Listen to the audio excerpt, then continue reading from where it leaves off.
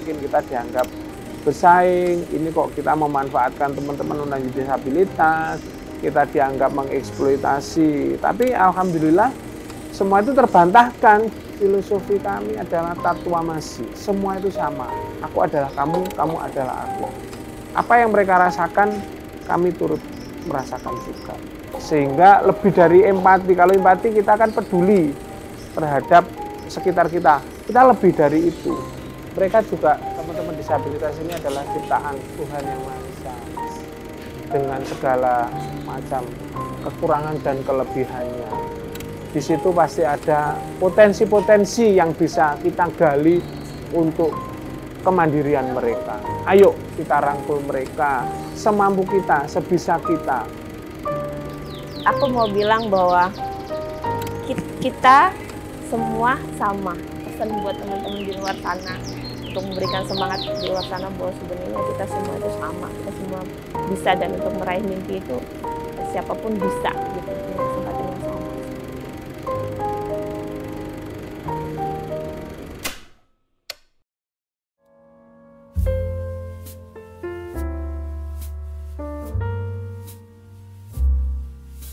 Assalamualaikum warahmatullahi wabarakatuh.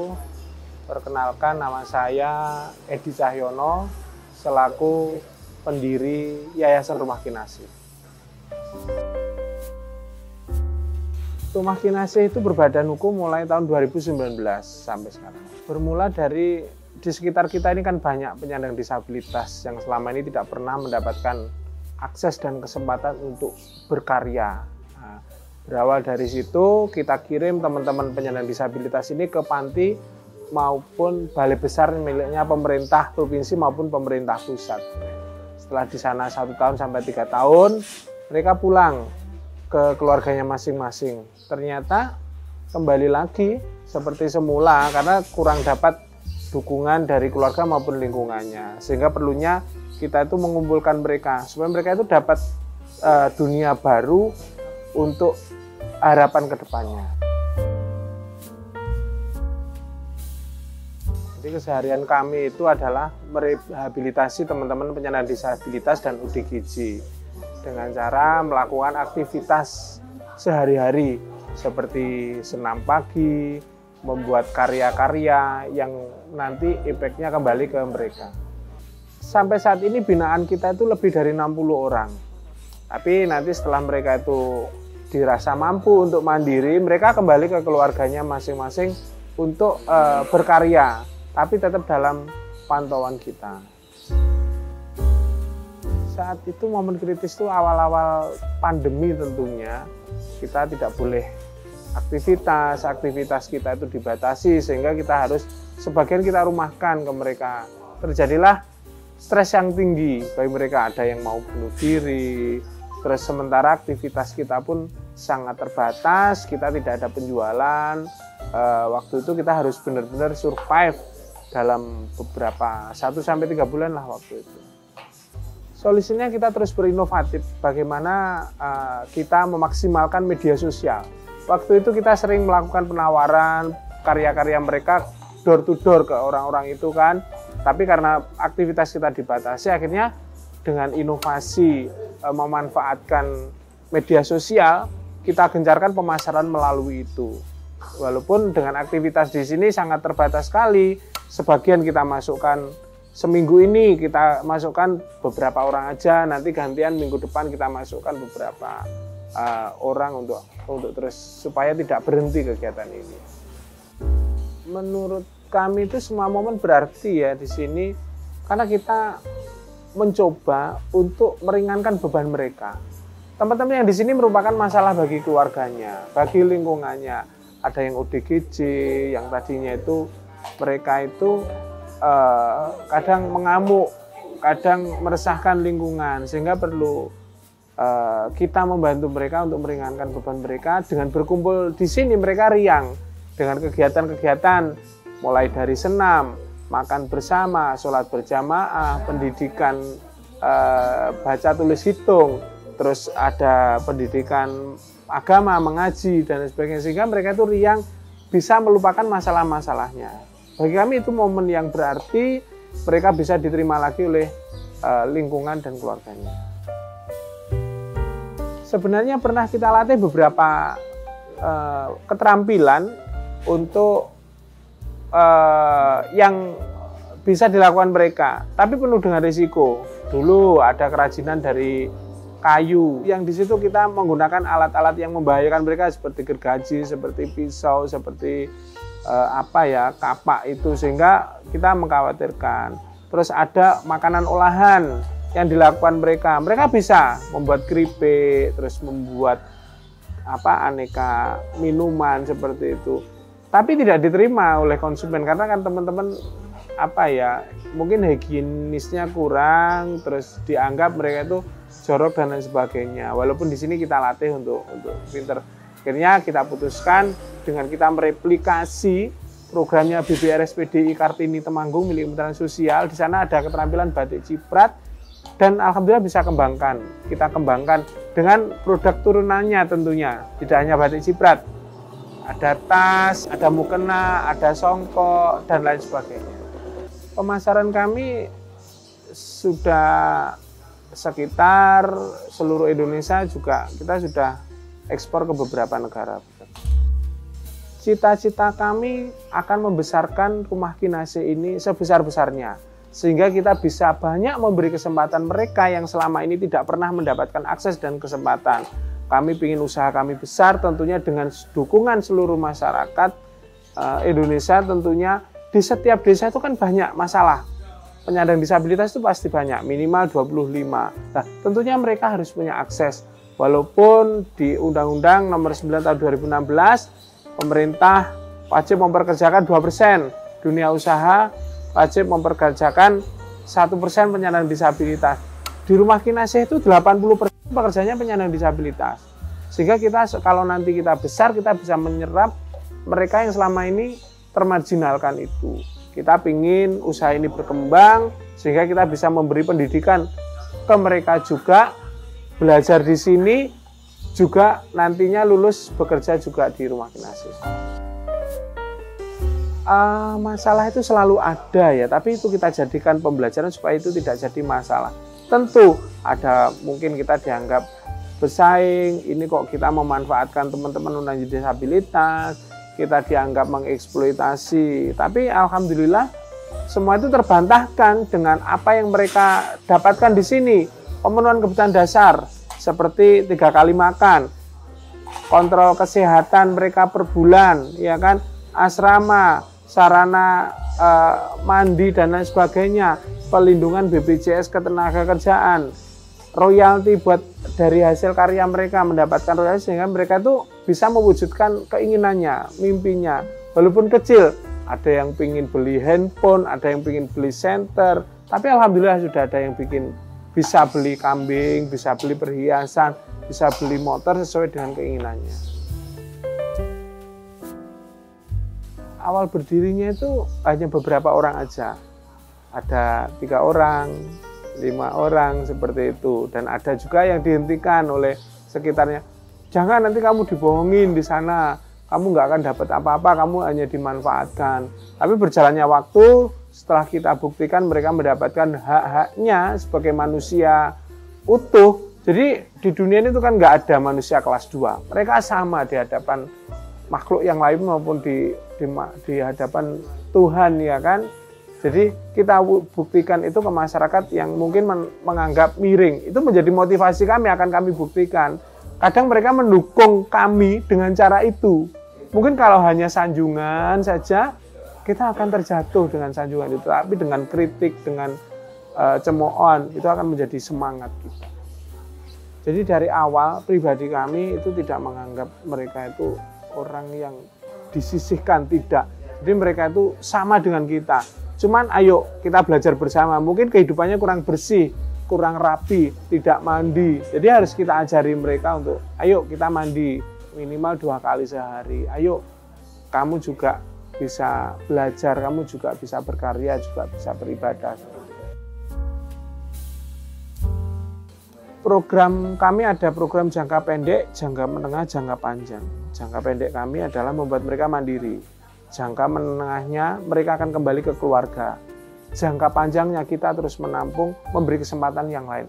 Saat ini tempat kita kan sangat terbatas sekali. Kapasitas asrama kami hanya terbatas. Dan sementara yang antri pengen masuk ke sini itu banyak sekali.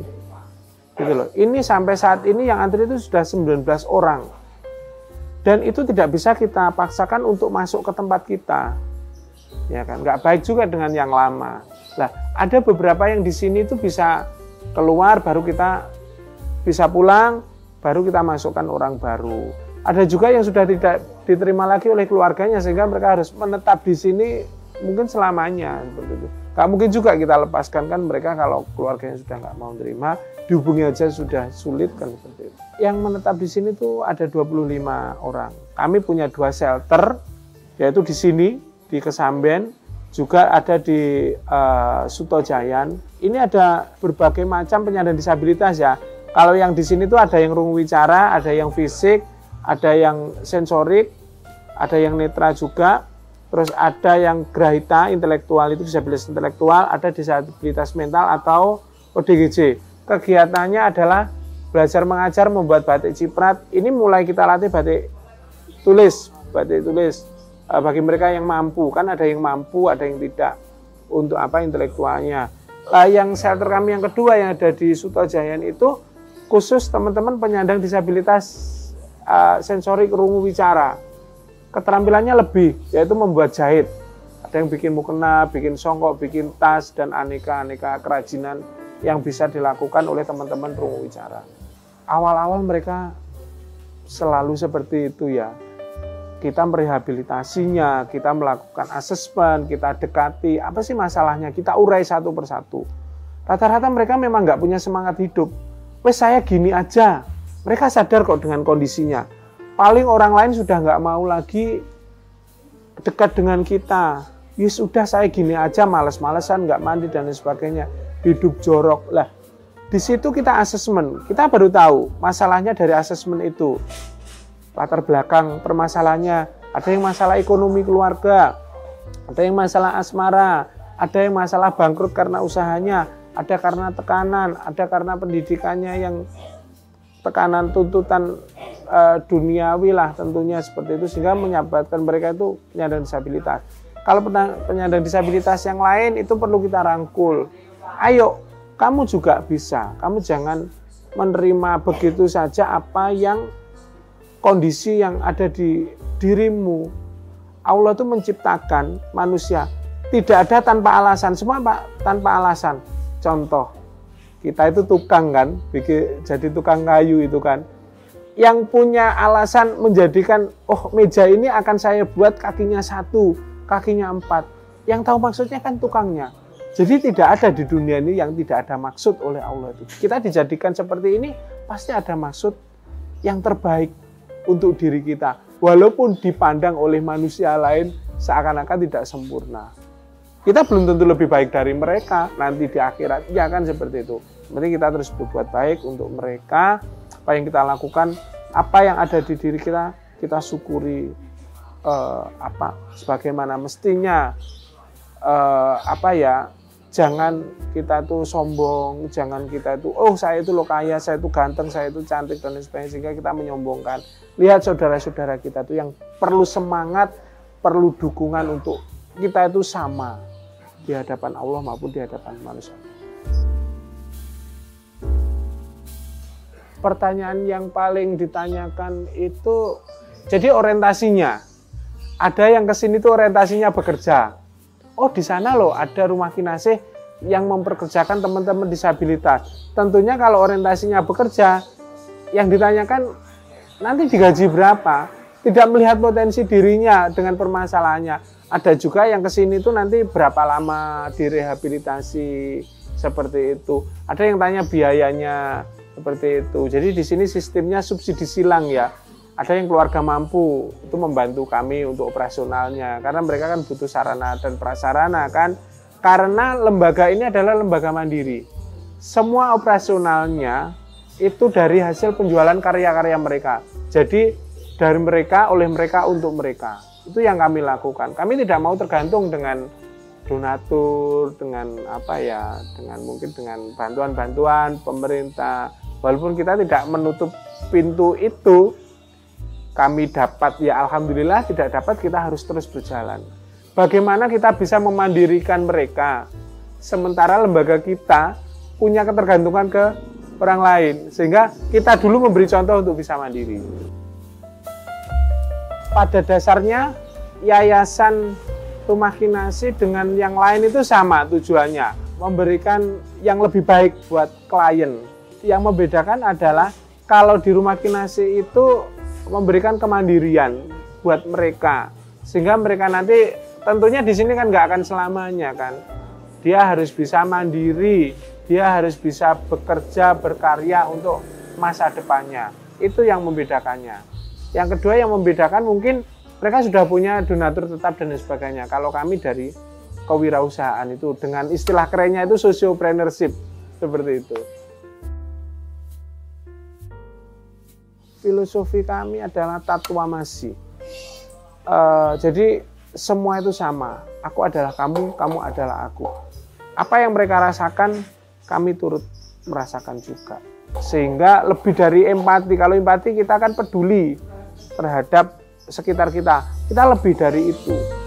Jadi apa yang mereka rasakan, kita juga turut merasakan. Apapun, suka maupun duka. Saya yakin apa yang kami lakukan itu memberi manfaat.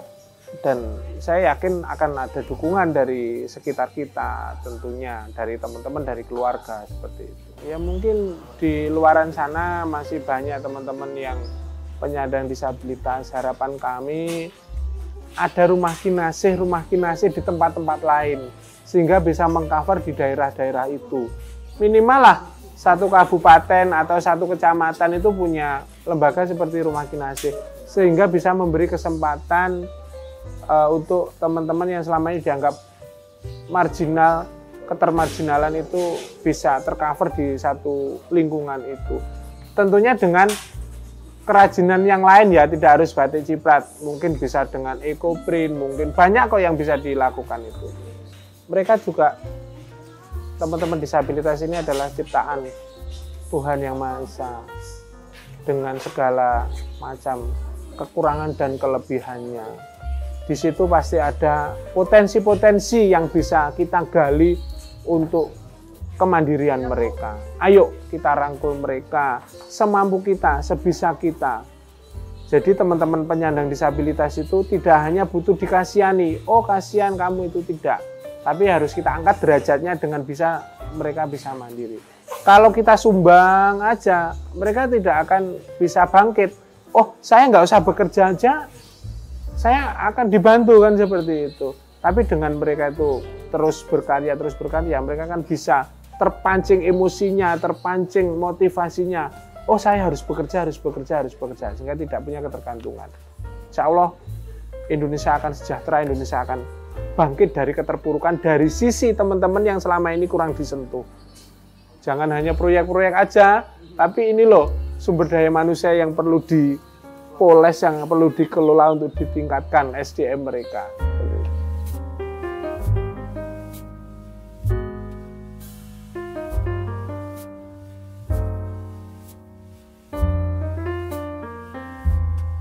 Assalamualaikum warahmatullahi wabarakatuh. Kenalin, nama saya Dwi Mawadati, ibu dari 4 orang anak. Jadi gini, jadi di Kinasih itu ada 2 tempat ya, di Kesamben sama di Lodoyo. Dan di sini ini di rumah ini, di shelter ini tentang penjahitan. Nah, kalau sayanya sebagai apa di Rumah Kinasih, saya adalah kapal niaganya. Kalau Pak Edi adalah kapal perangnya, seperti itu. Jadi tugas saya adalah sebagai orang yang kemudian mencari supply untuk keberlangsungan untuk Rumah Kinasih sendiri, seperti itu. Tapi kalau di formalnya itu ketua, jadi tugasku seperti itu. Kalau untuk yang jahit, kalau untuk yang masuk semua biasanya 12 orang dari teman-teman tunarungu wicara, dan mereka semuanya adalah lulusan dari panti dari balai yang ada di Bangil, Jawa Timur. Jadi mereka adalah teman-teman lulusan balai yang kemudian ketika lulus, biasanya mereka setara dari SMP LB sama SMA LB. terus kemudian mereka mengikuti pelatihan di sana selama 3 tahun. Nah, biasanya kalau keluar itu kan mereka punya kompetensi untuk menjahit, tapi kompetensinya itu tidak diterima oleh banyak kalangan, atau mungkin banyak pabrik yang tidak merasa bahwa mosok iso sih seperti itu. Nah, makanya mereka ke sini walaupun dengan kompetensi yang seperti itu ya, kita belajar lagi dari awal untuk kemudian mulai bekerja seperti itu. Kalau keseharian sih berangkat kita mulai dari jam 8 pagi sampai jam 4. Kalau di Kesamen kan jam 7 sampai jam 3. Nah, kalau di sini jam 8 sampai jam 4. Seperti itu, nanti jam 12 istirahat sampai jam 1 bisa sholat, isoma dan lain sebagainya benar-benar gitu. Dan mereka pegang handphonenya biasanya jam-jam itu gitu. Dan mereka bisa kok komunikasi dengan temennya di luar sana itu dengan video call. Kalau kita kan pakai telepon biasa, kalau mereka kan harus selalu dengan video call dengan bahasa isyarat seperti itu. Seperti itu. Dan alhamdulillah nggak cuma dari Blitar aja kalau dari sini, ada dari Nganjuk, ada dari Malang dan sebagainya. Mereka tidur di sini. Di sini ada asramanya untuk perempuan, karena kebanyakan di sini kan memang untuk menjahit itu kebanyakan perempuan seperti itu. Tapi kalau untuk yang laki-laki ada Rama sama siapa Arif itu pulang balik gitu. Mereka bisa naik motor loh. Ada di Tlogo sama di Selopuro, deketan sini aja. Gitu. Kalau komunikasi sih learning by doing ya. Jadi kami memang tidak ada basic untuk kemudian PLB, jadi pendidikan luar biasa tuh kami nggak ada sama sekali.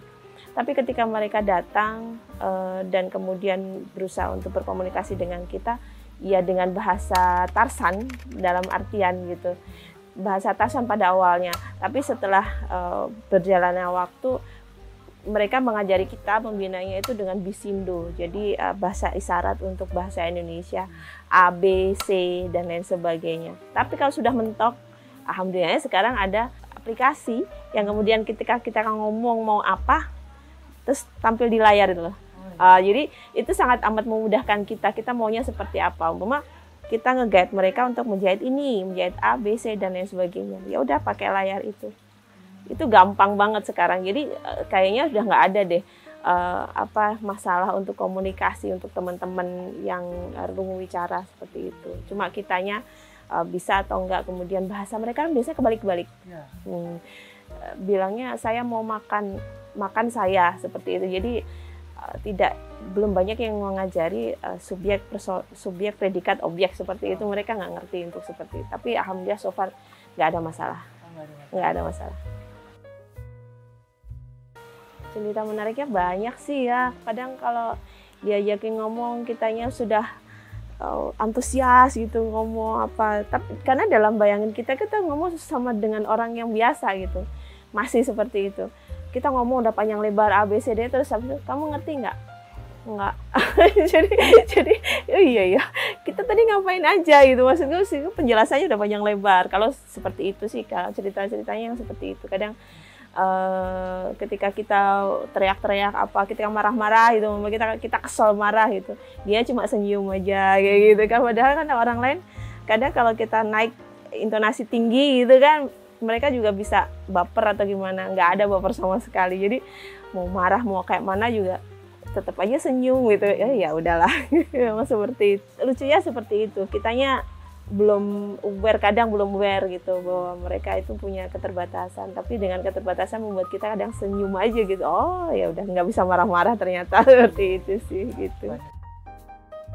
Alhamdulillah dengan mereka berada di sini tuh kita banyak belajar untuk kemudian bahwa kita hidup nggak boleh sombong loh gitu. Dalam artian sekarang kita seperti ini, tidak punya kekurangan lah paling nggak ya seperti itu. Tapi kita nggak tahu kapan kita akan bisa mengalami seperti itu. Karena semua orang bisa punya kans untuk kemudian menjadi seseorang yang punya keterbatasan seperti itu loh. Jadi nggak boleh sombong. Belajar untuk seperti itu sih gitu, bahwa manusia itu sama, semua punya kesempatan yang sama, punya hal yang sama, punya keinginan yang sama, punya mimpi yang sama, siapapun dia, bagaimanapun keadaan dia, seperti itu aja. Dan itu banyak belajar banget yang selama ini kita oh aku punya nih, aku cantik mau kayak gitu kan. Tapi ternyata nggak boleh seperti itu, ternyata seperti itu. Aku mau bilang bahwa kita semua sama. Pesan buat teman-teman di luar sana untuk memberikan semangat di luar sana bahwa sebenarnya kita semua itu sama, kita semua bisa, dan untuk meraih mimpi itu siapapun bisa gitu, punya kesempatan yang sama seperti itu.